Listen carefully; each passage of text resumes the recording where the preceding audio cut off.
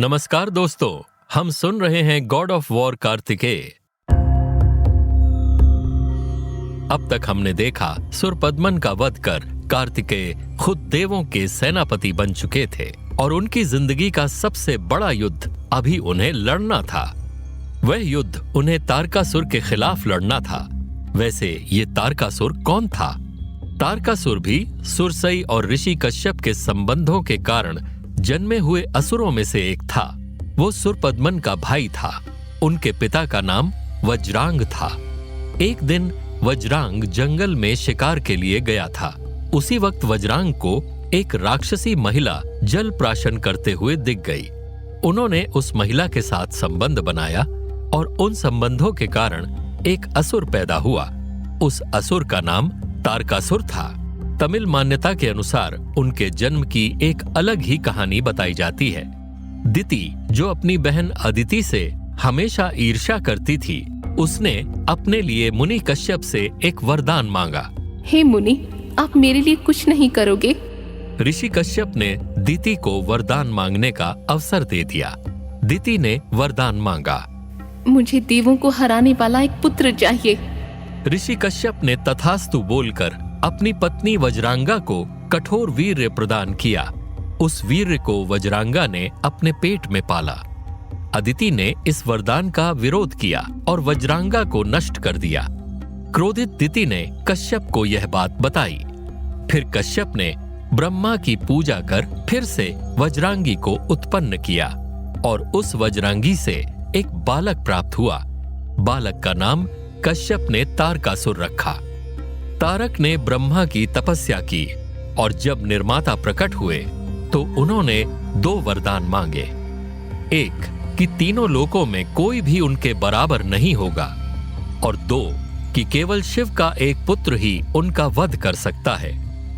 इस दूसरी इच्छा को उन्होंने बहुत चालाकी से मांगा था, क्योंकि शिव एक योगी थे और उनके बच्चे पैदा करने की संभावना नहीं थी। उसकी इच्छा पूरी हो गई। तारकासुर ने तुरंत अपने पिता की तरह देवों को निष्कासित करते हुए स्वर्ग को उखाड़ फेंका और खुद को नया इंद्र घोषित कर दिया। इंद्र ने ब्रह्मा से संपर्क किया और मांग की कि वो उनकी सहायता करें। ब्रह्मा ने कोई भी सोच समझ के अभाव से अपने भक्तों को वरदान दिए थे। ब्रह्मा ने उन्हें समझाया कि वो ज्यादा कुछ नहीं कर सकते, यह देखते हुए कि शिव एक गहरी तपस्या में लगे हुए हैं और हिमवान की बेटी पार्वती को शायद ही वो देखेंगे, जिन्होंने उन्हें अपनी पत्नी के रूप में मांगा था। इंद्र ने कामदेव और रति के साथ एक योजना तैयार की, जिन्होंने नृत्य, अप्सराओं और संगीत के साथ शिव को बाधित करने और प्रेम के विचारों के साथ उन्हें लुभाने का प्रयास किया। जब कामदेव ने शिव पर अपना पुष्प बाण चलाया तो उन्हें पार्वती के प्रति आकर्षण का एक शक्तिशाली उछाल महसूस हुआ, लेकिन फिर उन्होंने कामदेव को देखा और उन्हें जलाकर राख कर दिया। अंत में शिव का स्नेह जीतने के लिए पार्वती ने घोर तपस्या की और बड़ी धूमधाम से उनका विवाह हुआ, जिससे शिव के पुत्र कार्तिकेय का जन्म हुआ, जो तारक का वध करने वाले थे। स्कंद पुराण के अनुसार कार्तिकेय स्कंद को देवताओं के सेनापति के रूप में नियुक्त किया गया था, जिस पर असुर को पराजित करने का कर्तव्य लगाया गया था। देवताओं ने उसे सशक्त बनाने के लिए कई उपहारों की पेशकश की। उसके साथ मुरुगन ने तारकासुर पर हमला कर दिया। दैत्यों के राजा तारक ने अपने राज्य की रक्षा करने के लिए अरबों असुरों को बुलाया। उनकी सेना की कमान कालनेमी ने संभाली थी। असुरों ने बढ़त हासिल कर ली। देवों की सेना जंगल की आग में पेड़ों की तरह गिर गई। इंद्र मारा गया। कालनेमी की अवमानना सुनकर कार्तिकेय और कृष्ण यानी कि विष्णु उससे द्वंद्व करने के लिए पहुंचे। उन्होंने अपने महान धनुष को चलाया और गरुड़ के ऊपर से असुर पर बाणों की वर्षा की।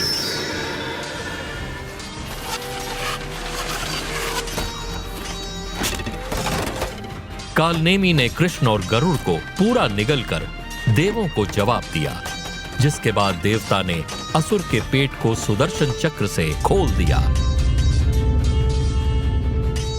दिव्य हथियार दैत्य योद्धाओं के द्रव्यमान को काट रहा था।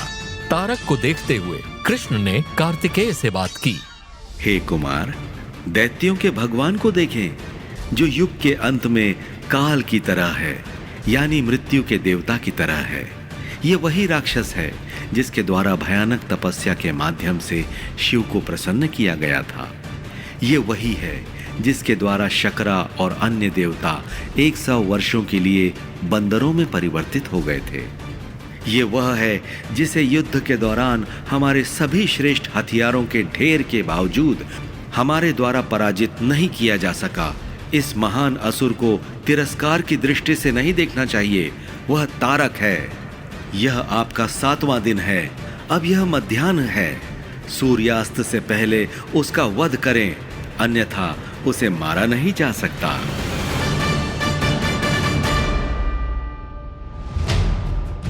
भगवान विष्णु की बात सुनकर कार्तिकेय ने तारका के कृपालु शब्दों को नजरअंदाज कर दिया और असुरों पर अपनी भयानक शक्ति का प्रहार करते हुए उनसे युद्ध किया। अतुल तेज के स्कंद द्वारा चमत्कारी अस्त्र फेंके जाने पर उल्काओं के अत्यधिक भयानक गुच्छे पृथ्वी पर गिरे। उनमें से 1000 दैत्य नीचे गिराए गए। जब कृष्ण ने उनसे तारक के खिलाफ अपनी शक्ति को उछालने का आग्रह किया तो स्कंद हिचकिचाए, यह देखते हुए कि उनका दुश्मन रुद्र का भक्त था।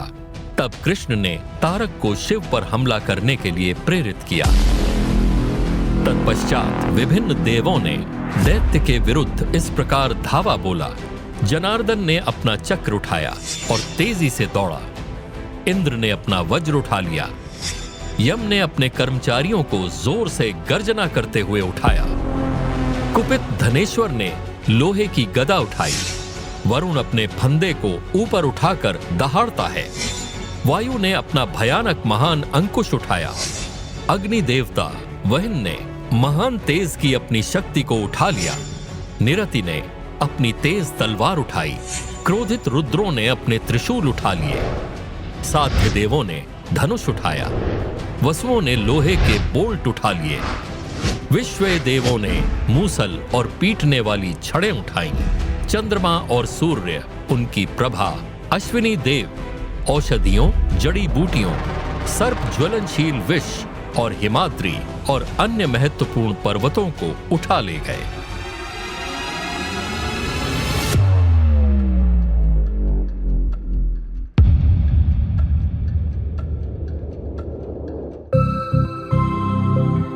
इसी तरह से सारे देवों ने मिलकर तारकासुर का वध कर दिया और पूरे विश्व में शांति प्रस्थापित कर दी और कार्तिकेय गॉड ऑफ वॉर के नाम से प्रचलित हुए। उन्होंने पूरे विश्व में प्रेम, स्वतंत्रता और युद्ध की शिक्षा दी। आगे जाकर कार्तिकेय की पूजा पूरे विश्व में की गई। कार्तिकेय की इस लीला को जानने के लिए हमारे साथ सुनते रहिए God of war Kartikeya.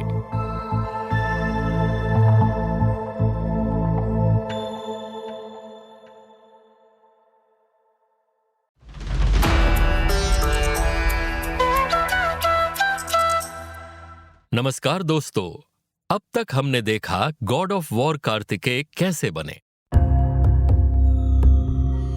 Kartikeya को लेकर भारत और भारत के बाहर विभिन्न देशों में अलग अलग मान्यताएं और अलग अलग मेथड्स हैं। उन सभी मेथड्स के बारे में हम इस एपिसोड में देखेंगे।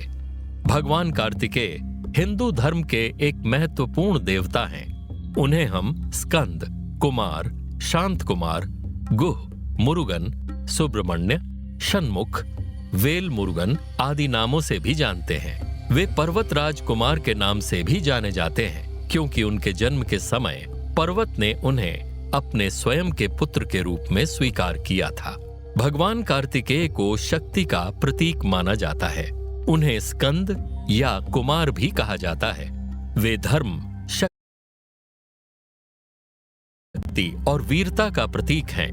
वे देवताओं के सेनापति होने के साथ साथ ज्ञान का भी प्रतीक हैं। श्री कार्तिकेय के दो विशेष प्रतीक होते हैं, तीर के साथ बाण, जैसे श्रवण कुमार की वस्तुस्थिति, और उनके वाहन पक्षी मयूर की वस्तुस्थिति।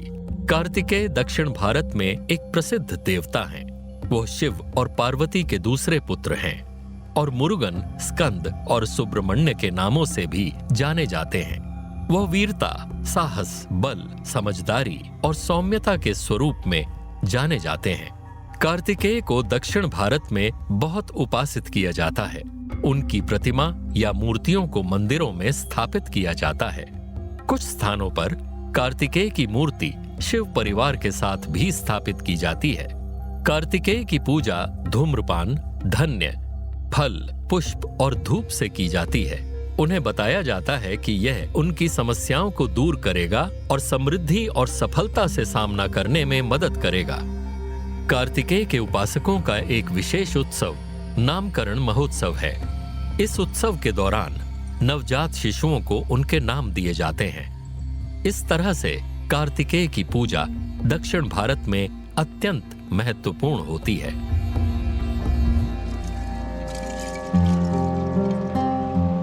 भारत के विभिन्न हिस्सों में वह शक्ति के प्रतीक के रूप में जाने जाते हैं, जो सैन्य बल का प्रतीक होती है।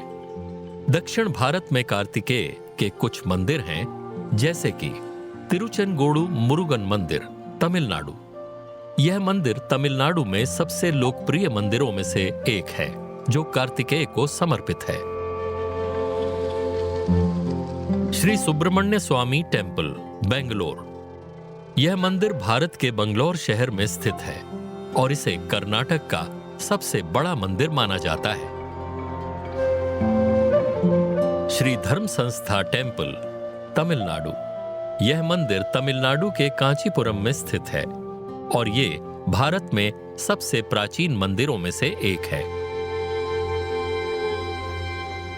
श्री विशाखापट्टनम शाकंभरी देवी मंदिर, आंध्र प्रदेश। यह मंदिर आंध्र प्रदेश के विशाखापट्टनम में स्थित है।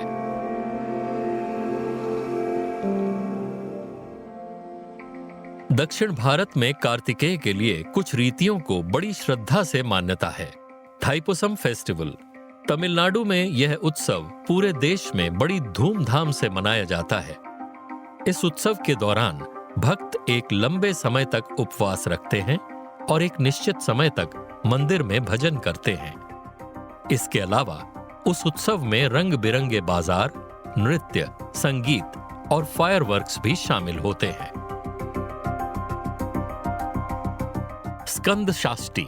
इस उत्सव को सूर्य शास्त्री के द्वारा शुरू किया गया था। यह उत्सव कार्तिक मास के शुक्ल पक्ष के छठे दिन से शुरू होता है। इस उत्सव के दौरान भक्त एक निश्चित समय तक उपासना करते हैं। भारत के बाहर कुछ देशों में जैसे नेपाल, श्रीलंका, थाईलैंड और मलेशिया में भी कार्तिकेय देव की पूजा की जाती है। इन देशों में इस देवता को विभिन्न नामों से जाना जाता है। नेपाल में कार्तिकेय को शक्ति और सफलता के देवता के रूप में जाना जाता है। वह बाघमा रूप में भी जाना जाता है और अक्सर बाघ की मूर्ति वाले मंदिरों में पूजा जाता है। नेपाल में कार्तिकेय के चित्रों और मूर्तियों में उसकी 2 आंखों, 4 हाथ, वाहन भेड़िया, तीर, बाण और एक तलवार होती है। कार्तिकेय की पूजा श्रीलंका में काफी प्रचलित है। श्रीलंका के हिंदू धर्म के अनुयायी लोग इस पूजा को बड़ी श्रद्धा से करते हैं। श्रीलंका में कार्तिकेय की पूजा को स्कंद षष्ठी के नाम से भी जाना जाता है। इस पूजा को मुख्य रूप से श्रद्धालु लोग देवालयों में करते हैं। कार्तिकेय की पूजा को श्रीलंका में महाशिवरात्रि, स्कंद षष्ठी त्योहार और कार्तिक पूर्णिमा जैसे अवसरों पर बहुत उत्साह से मनाया जाता है। श्रीलंका में कार्तिकेय की पूजा का विशेष महत्व है। कहा जाता है कि श्रीलंका के कुछ हिस्सों में कार्तिकेय के अनेक मंदिर हैं और उनमें से कुछ बहुत ही प्रसिद्ध हैं, जैसे कि कटरगमा मंदिर, तोटगमा मंदिर, डाम्बुलु मंदिर आदि। इन मंदिरों में भक्त बहुत ज्यादा आते हैं और कार्तिक पूर्णिमा के दिन इन मंदिरों में भक्तों की भीड़ बहुत ज्यादा होती है। कार्तिकेय के मंदिर श्रीलंका में बहुत प्रसिद्ध हैं। श्रीलंका में इन मंदिरों में कार्तिकेय को सुब्रमण्य, मुरुगन और स्कंद भी कहा जाता है। सबसे अधिक चर्चित मंदिर में से एक है कार्तिकेय मंदिर त्रिंकोमली का, जो सबसे ऊंचे शिखरों में से एक पर स्थित है। इस मंदिर में आपको कार्तिकेय के साथ उनके परिवार के देवताओं की मूर्तियां देखने को मिलती हैं। इसके अलावा श्रीलंका में कुछ और मंदिर हैं, जैसे कि कठिरगाम मंदिर, वीरभाद्र मंदिर, कोडी मंदिर और उत्पुसेलवा मंदिर आदि। इन मंदिरों में आपको कार्तिकेय की विभिन्न मूर्तियां देखने को मिलेंगी। इन मंदिरों में विभिन्न परंपरागत अनुष्ठान भी होते हैं, जो आमतौर पर कार्तिक पूर्णिमा के दिन मनाए जाते हैं। यह सब चीजें श्रीलंका में कार्तिकेय के मंदिरों को एक अद्भुत और रोमांचक अनुभव बनाती हैं। बातू गुफा एक प्रसिद्ध मंदिर है जो मलेशिया में स्थित है। यहाँ पर कार्तिकेय को मुरुगन नाम से भी जाना जाता है। बातू गुफा में पहुंचने के लिए आपको 272 सीढ़ियों को चढ़ना पड़ता है। इस मंदिर को खोलने वाले लोगों में भारतीय प्रवासी भी शामिल हैं। बातू गुफा में एक बड़ा मंदिर है जो लगभग 100 फीट ऊंचा है।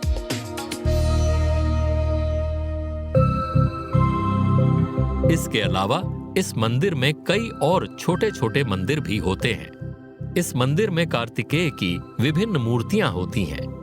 मंदिर में एक बड़ा स्थान होता है जहां पर लोग पूजा और आरती करते हैं।